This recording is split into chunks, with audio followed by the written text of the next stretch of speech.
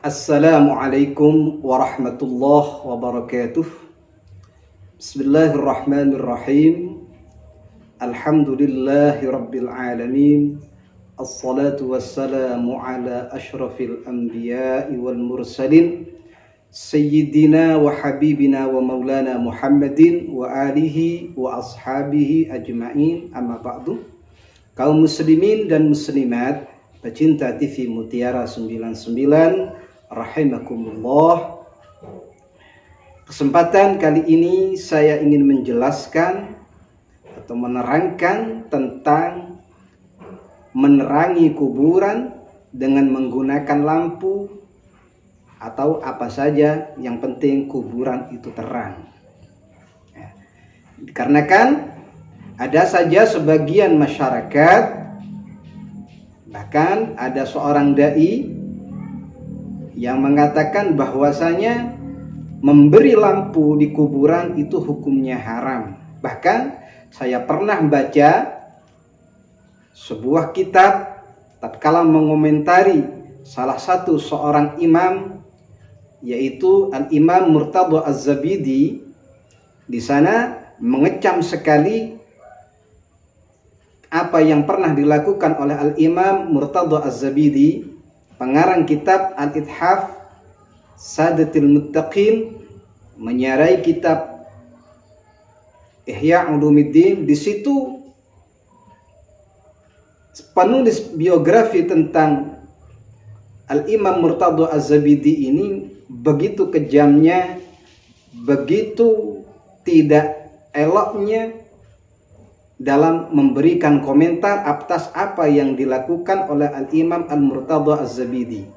Dikarenakan Al-Imam Al-Murtadha Az-Zabidi saat istrinya meninggal dunia, itu banyak para pelayat, banyak orang yang datang ke kuburan istri beliau baik siang ataupun malam, sehingga Al-Imam Al-Murtadha Az-Zabidi itu membuat lampu agar supaya orang yang di sana itu bisa mengaji Al-Quran, ya, bisa membaca istighfar dan lain sebagainya, sehingga apa yang ada di sana menjadi terang. Nah, namun demikian pengkritik ini sampai-sampai mengatakan bahwasanya Al-Imam Az-Zabidi lupa akan hadisnya.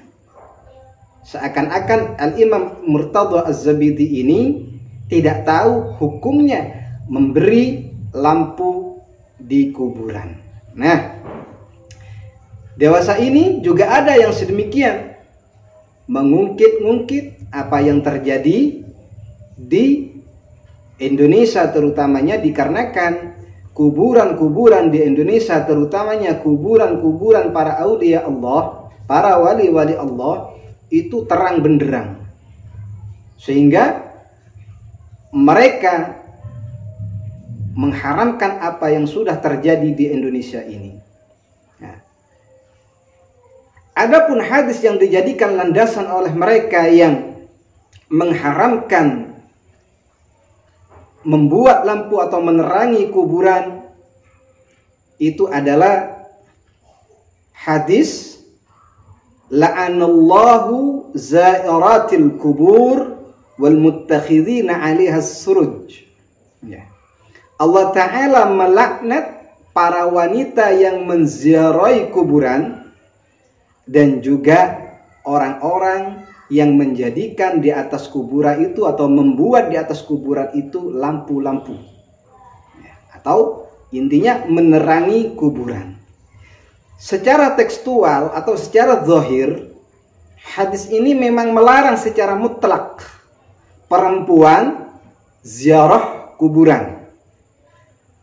Kemudian melarang juga secara mutlak menerangi kuburan. Secara zahir itu seperti itu, memang lafadznya mutlak. Akan tetapi memahami hadis ini, kita tidak boleh gegabah, harus dikembalikan kepada ahli hadis, kepada ulama, kepada para imam.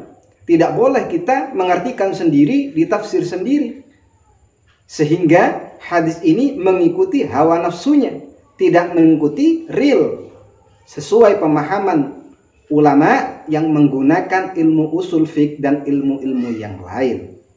Nah, untuk menjawab ini, benarkah menerangi kuburan itu adalah haram?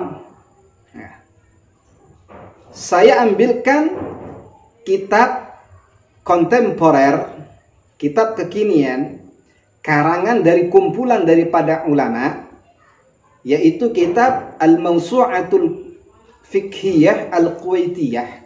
Di situ dijelaskan, wa amma iqadun nar, adapun menghidupkan api, ya, kasuruj, seperti lampu-lampu, karena lampu itu juga ada apinya sehingga terang banget, ya. Wa ghairi hadang yang lain, indal kuburi, ya, di atas kuburan atau di kuburan, fala yajuzu, maka hal ini tidak boleh. Apa alasannya? Li hadisi la'anallahu zairatil kubur wal muttakhidina 'alaiha suruj. Hadis yang barusan saya sebutkan. Ya. Ya.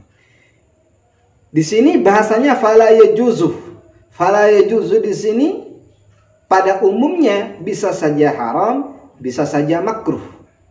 Nah, kan tetapi taruhlah ini haram karena larangan. Karena larangan itu awalnya harus keharam, selagi tidak ada hal yang memalingkan ke arah yang makruh. Ya. Ini haram, taruhlah haram. Kan tetapi ulama pengarang kitab Al-Mawsu'atul Fiqhiyah Al-Kuwaitiyah ini tidak berhenti di sana dalam karangannya. Ya. Fa idza kana hunak maslahatun zahirah taqtadil idha'ah kadafnil mayyit lailan fahuwa jaizun.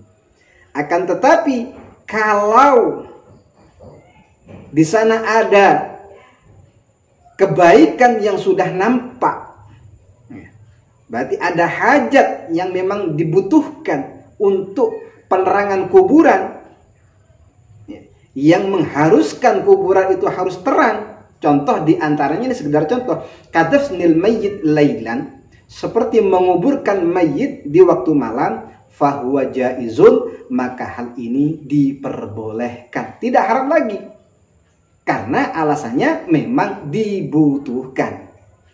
Bayangkan kalau menguburkan mayit malam hari tanpa penyinaran lampu, seperti apa jadinya?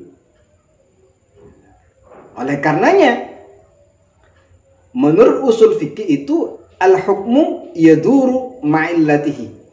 Hukum itu berputar atau mengikuti alasannya. Kalau alasannya tidak ada, maka jelas haram. Dikarenakan termasuk tadyi'ul mal, menyia-nyiakan harta, menghidupkan lampu di kuburan. Kalau memang tidak ada kebutuhannya. Tapi kalau memang ada kebutuhannya, maka ini boleh.